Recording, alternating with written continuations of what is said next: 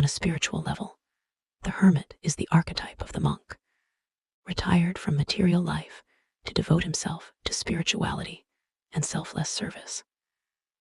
It's all about taking time to do some soul searching and introspection.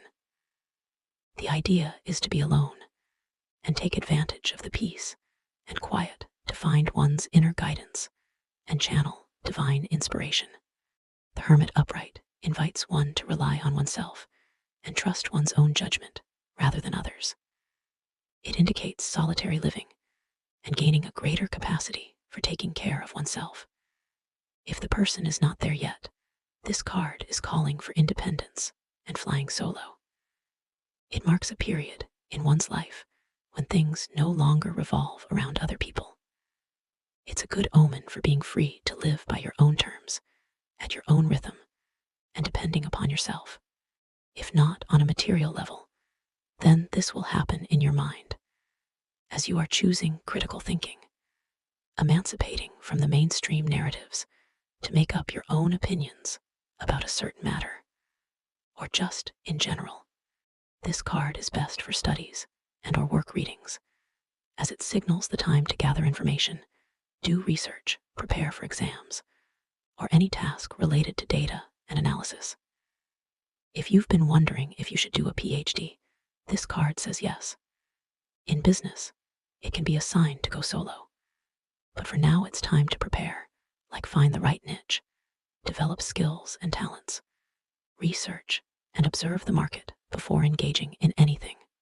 For aspiring writers, this is great. Retreat to a quiet place and write that book or ebook. You're likely to find the time, the right atmosphere for it. In extreme cases, it can mean the person is longing to literally retreat from society, like go live a van life in solo, for example, even if it's temporary.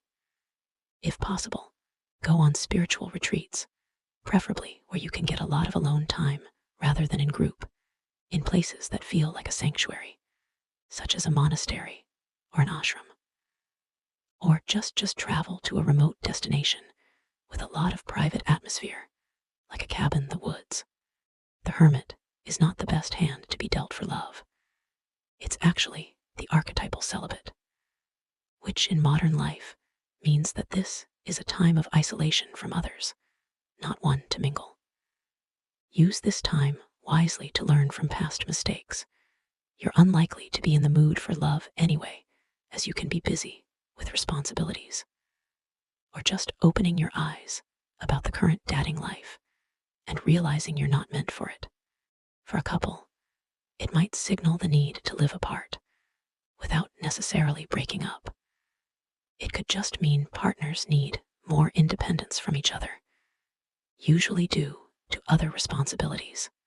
If the person has already been going through a period of withdrawal, the hermit upright can sometimes mean the end of it. Seeing the light at the end of a tunnel may be the end of a dark night of the soul phase. In astrology, the hermit is associated with Virgo, the sign of responsibility and service. Its timing is around September, but if you're wondering how long a certain situation might last, this card says about 9 months. Health-wise, the hermit upright shows good immune system and endurance. Health is stable with possible sluggishness.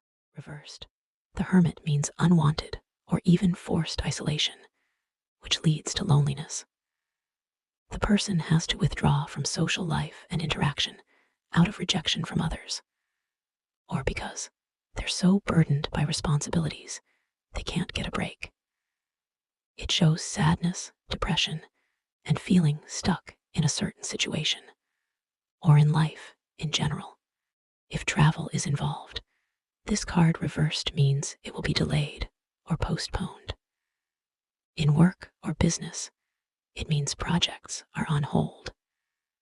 The hermit reversed almost always indicates financial blockages and a sense of lack.